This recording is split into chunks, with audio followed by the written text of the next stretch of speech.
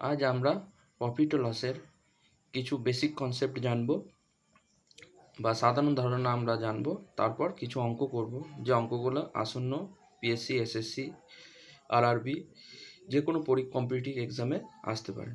তো profit and লসের অঙ্কের ক্ষেত্রে প্রথম যেটা আসে সেটা হচ্ছে কস্ট প্রাইস। কোনো একটা বিক্রেতা কোনো একটা দ্রব্য যে দামে কেনে তাকে বলা হয় কস্ট প্রাইস বা ক্রয় মূল্য। এরপর আসে সেলিং প্রাইস। সেলিং প্রাইস জিনিসটা কি না, কোনো একটা দ্রব্য কোনো একজন বিক্রেতা তার ক্রেতাকে যে দামে বিক্রি করে তাকে বলা হয় সেলিং প্রাইস। এরপর কি আসে প্রফিট। প্রফিট কাকে বলবো, কোনো একজন বিক্রেতা যখন তার দ্রব্য ক্রেতাকে বিক্রি করে ক্রেতাকে তার কেনা দামের থেকে বেশি দামে বিক্রি করে তখন সে লাভ করে। সে লাভের পরিমাণ কত? লাভের পরিমাণ হচ্ছে selling price minus cost price. অর্থাৎ লাভের ক্ষেত্রে বিক্রয় মূল্য থেকে ক্রয় মূল্য কম হবে, বিক্রয় মূল্য গ্রেটার দেন ক্রয় মূল্য।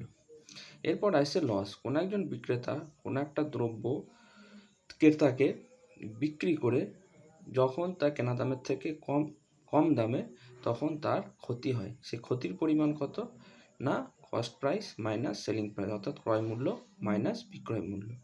অর্থাৎ ক্ষতির ক্ষেত্রে ক্রয় মূল্য বিক্রয় মূল্য থেকে বেশি হয়। এরপর চলে আসবো আমরা মার্কেট প্রাইস। মার্কেট প্রাইস বা বাংলাতে হচ্ছে ধার্য মূল্য। ধার্য মূল্য জিনিসটা কি, যখন আমরা কোনো বাজারে কোনো একটা দ্রব্য কিনি তখন প্যাকেটের উপরে একটা দাম লেখা থাকে, সেটাই হচ্ছে মার্কেট প্রাইস বা ধার্য মূল্য। বিক্রেতা সবসময় ধার্য মূল্যের উপরে মাঝে মাঝে ছাড় দিয়ে তার দ্রব্য বিক্রি করে থাকে। তো এখন হচ্ছে সেই ছাড়ের পরিমাণ কত হবে না, market price minus selling price, অর্থাৎ বিক্রেতা যে দামে জিনিসটা বিক্রি করেছে, এবং ডিসকাউন্ট পার্সেন্টেজ কত, discount by market price into 100। এরপর একটা গুরুত্বপূর্ণ কনসেপ্ট আমাকে জানতে হবে প্রফিট অ্যান্ড লসের অঙ্ক করার ক্ষেত্রে, যে প্রফিট বা লস পার্সেন্টেজ সবসময় ক্যালকুলেশন করবো আমরা কস্ট প্রাইসের, অর্থাৎ জিনিসটা কত দামে কিনেছে। তো প্রফিট পার্সেন্টেজ ক্যালকুলেশন করতে কীভাবে করব না, profit by CP into 100। Loss percentage কত হবে, লস বাই সিপি ইন্টু 100। এবং একদম শেষে আমরা আরেকটা খুব গুরুত্বপূর্ণ কনসেপ্ট শিখব, যে কনসেপ্টটা জানলে খুব সহজেই এবং সময় বাঁচিয়ে আমরা অঙ্ক করতে পারবো, যে অঙ্কগুলো কম্পিটিটিভ পরীক্ষায় আসে। তো প্রথমে আমাকে জানতে হবে কস্ট আর্টিকেল এবং সেলিং আর্টিকেল। আগে আমরা শিখেছিলাম কস্ট প্রাইস, সেলিং প্রাইস, এখন জানবো কস্ট আর্টিকেল আর সেলিং আর্টিকেল কি। ধরো কোনো একটা দ্রব্য বা কোনো লেবু, কোনো একজন বিক্রেতা 1 টাকায় 5টা লেবু কিনেছে। এক্ষেত্রে 5 হচ্ছে আমার কস্ট আর্টিকেল, এবং সেই লেবুটায় 1 টাকায় 3টে করে বিক্রি করেছে। তার মানে এখানে সেলিং আর্টিকেল কত, 3। এবং যেটা কনসেপ্ট সেটা হচ্ছে যে কস্ট প্রাইস এবং সেলিং প্রাইসের যে অনুপাত, আর কস্ট আর্টিকেল ও সেলিং আর্টিকেলের যে অনুপাত, সেটা সবসময় ব্যস্তানুপাতিক সম্পর্ক। অর্থাৎ কস্ট প্রাইস যদি 1:2 হয়, সেক্ষেত্রে কস্ট আর্টিকেল ও সেলিং আর্টিকেল অনুপাত হবে 2:1। প্রফিট লসের আমরা বেসিক কনসেপ্ট জানলাম। এরপরে কিছু অঙ্ক করব যেগুলো আসন্ন কম্পিটিটিভ পরীক্ষায় আসতে পারে। তো প্রথম যে অঙ্ক সেটা হলো, a man sells an article ₹600 and makes a profit 20% on CP, find the CP of the article. মানে হচ্ছে কোনো একটা দ্রব্য 600 টাকায় বিক্রি করে 20% লাভ করে, তো ওই দ্রব্যটার ক্রয় মূল্য কত। তো কীভাবে বার করছি দেখো, এখানে কস্ট প্রাইস বা ক্রয় মূল্য কত, 100, লাভ কত, প্রফিট 20%, এসপি মানে বিক্রয় মূল্য কত, সিপি প্লাস প্রফিট মানে ক্রয় মূল্য প্লাস লাভ, মানে 100 প্লাস 120 মানে 120। আর এখানে দেওয়া আছে যে সে দ্রব্যটা 600 টাকায় বিক্রি করেছে, তার মানে সেলিং প্রাইস যেটা 120 সেটাই সমান 600। 1 সমান কত আর 100, তো 100 আমরা কস্ট প্রাইস হচ্ছে 100, তো 100 কত সেটা বার করলে আমরা কস্ট প্রাইসটা পেয়ে যাব। তো 100 সমান কত বেরোলো, 500, তার মানে সিপি অফ দ্য আর্টিকেল কত, 500। যদি আমরা অঙ্কটাকে রেশিও মেথডে করি, তো সেক্ষেত্রে দেখা যাচ্ছে অঙ্কটা করার ক্ষেত্রে সময় অনেকটা সাশ্রয় হতে পারে। তো সেই যে রেশিও মেথডের যে কনসেপ্ট, সেটা হচ্ছে সিপি মানে কস্ট প্রাইস এবং সেলিং প্রাইস মানে ক্রয় মূল্য বিক্রয় মূল্য অনুপাত কত 100:120। আগে আমরা দেখলাম 100 টাকা কস্ট প্রাইস এবং সেলিং প্রাইস 120। তাহলে কস্ট প্রাইস এবং সেলিং প্রাইসের রেশিও কত 100:120 মানে হচ্ছে 5:6।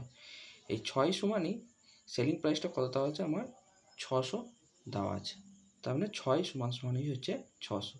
তো 6কে 600 করতে গেলে কত দিয়ে গুণ করতে হবে 100 দিয়ে গুণ করতে হবে। তো সেক্ষেত্রে আমরা 5টাকেও 100 দিয়ে গুণ করবো, তার মানে কত পেলাম 500। তার মানে সিপি অফ দ্য আর্টিকেল কত 500, অতএব বস্তুটির ক্রয় মূল্য কত 500। দ্বিতীয় অঙ্কটি হচ্ছে by selling a watch ₹720 a man loses 10%, at what price should he sell it to gain 20%। মানে একটা দ্রব্য 700 টাকায় বিক্রি করলে 10% লাভ হয়, কত টাকায় জিনিসটা বিক্রি করলে সে 20% লাভ করবে। তো কীভাবে বার করবো না, আমরা এখানে রেশিও মেথডের সাহায্যে বার করছি, যে রেশিও মেথডে বার করলে অঙ্কটা করতে আমার অনেক কম সময় লাগবে এবং কম্পিটিটিভ পরীক্ষায় মেন উদ্দেশ্য হচ্ছে কম সময়ে বেশি অঙ্ক তোমাদেরকে করতে হবে। তো প্রথমে দেখা যাক সিপি কত দেওয়া আছে, সিপি আর এসপি। এখানে সিপি ধরে নিচ্ছি 100, লস কত 10%, তখন এসপি কত সিপি মাইনাস লস মানে ক্রয় মূল্য মাইনাস ক্ষতি মানে কত 90। তাহলে সিপি এবং এসপি এর রেশিও কত না 100 আর হচ্ছে 90। তো এখানে 90 সমান কত না 720, কারণ এখানে দ্রব্যটা 720 টাকায় বিক্রি করেছে, দ্রব্যটা 720 টাকায় বিক্রি করা হয়েছে। তো 90 থেকে 720 পেতে গেলে কত 8 দিয়ে গুণ করতে হবে। তো 90কে 8 দিয়ে গুণ করলে 720 পেলাম। তো 100 থেকে 100কেও আমরা 8 দিয়ে গুণ করব, তাহলে কত পেলাম 800। তার মানে এখানে আমরা পেয়ে গেলাম সিপি অফ দ্য আর্টিকেল কত না 800। এবার বলছে এই জিনিসটাকে কত দামে বিক্রি করলে 20% লাভ হবে। তাহলে আমরা আগে জেনেছি যে লাভ বা ক্ষতি সবসময় কস্ট প্রাইসের উপরে আমরা বেরোবে। তো আমাদের এখানে আমরা পেয়ে গেলাম সিপি পেয়ে গেছি, সিপি কত না 800। এবার জিনিসটাকে 20% লাভে বিক্রি করতে হবে। 20% লাভে মানে কস্ট প্রাইসের উপরে ক্রয় মূল্যের উপরে 20% লাভ করতে হবে।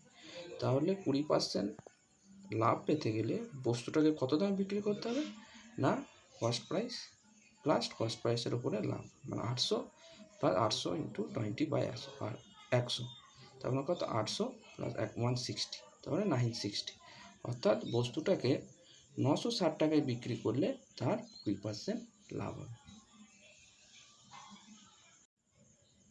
এই ভিডিওতে একদম শেষ অঙ্ক যেটা আমরা করব সেটা হচ্ছে আমরা যে বেসিক কনসেপ্টে কস্ট আর্টিকেল এবং সেলিং আর্টিকেল আমরা শিখলাম, এবং কস্ট আর্টিকেলের সাথে সেলিং প্রাইস, কস্ট প্রাইসের সঙ্গে সেলিং প্রাইস, কস্ট আর্টিকেলের সঙ্গে cost article is to selling article, তার সাথে কস্ট প্রাইস এবং সেলিং প্রাইসের একটা সম্পর্কটা হচ্ছে ব্যস্তকারী সম্পর্ক, এবং সেই কনসেপ্ট থেকে এই অঙ্কটা করব। তো এই অঙ্কটা কি বলতেছে না, cost price of 15 article is equal to the selling price of 12 article, find the gain percentage।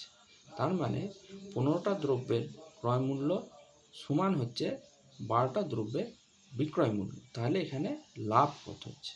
তো এখানে কস্ট আর্টিকেল কত 15, যেহেতু cost price of the 15 article মানে এখানে কস্ট আর্টিকেল হচ্ছে 15, আর সেলিং আর্টিকেল কত 12। তাহলে কস্ট প্রাইস এবং সেলিং প্রাইস কত হবে, আমরা জেনেছি যে কস্ট আর্টিকেল এবং সেলিং আর্টিকেলের সাথে কস্ট প্রাইস এবং সেলিং প্রাইসের অনুপাত ইনভার্সলি প্রপোর্শনাল, অর্থাৎ কস্ট আর্টিকেল এবং সেলিং আর্টিকেলের যদি 15:12 হয় সেক্ষেত্রে কস্ট প্রাইস ও সেলিং প্রাইস অনুপাতটা হবে 12:15। তো 12:15টাকে যদি আরও লঘিষ্ঠ আকারে পরিণত করি কত হবে 4:5। তাহলে এখানে প্রফিট বা গেন কত না selling price minus cost price মানে কত 1।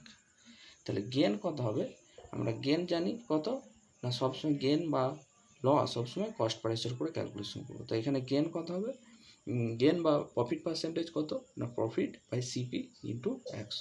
তার মানে 1/4, 1 হচ্ছে আমার প্রফিট, 4 হচ্ছে আমার ক্রয় মূল্য, তার সাথে 100 গুণ করতে হবে, তাহলে কত 1/4 ইন্টু 100, তাহলে 25%। তাহলে গেন পার্সেন্টেজ কত 25%, অতএব আমার এখানে গেন পার্সেন্টেজ হবে 25%।